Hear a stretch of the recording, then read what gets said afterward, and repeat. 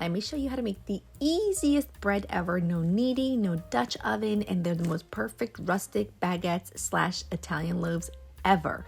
So simple. In a large bowl, you'll just add all-purpose flour. To that, you'll add a little instant yeast and a little bit of sugar. Mix that all together. You can use a wooden spoon for this. I'm just using a dough whisk.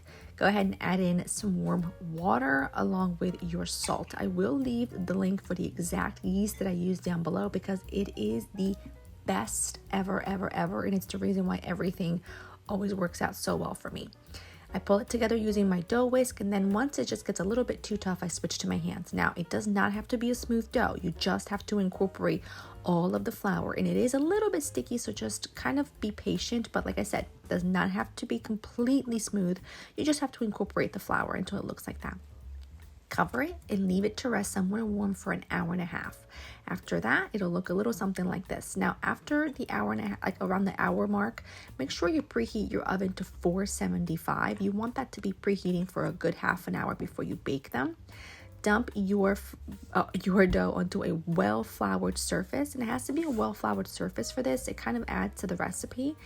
Cut it into 2 equal pieces. I pull it together using my bench scraper, and then take each piece and roll it kind of sloppily. It does not have to be perfect. That's the beauty of this bread. It's a perfect weeknight bread because it can go from bowl to table in under 2 hours.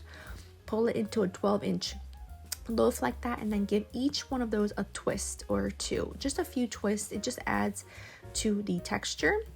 Love it. I'll show you again. You just take it and you just twist them like that. See? Boom.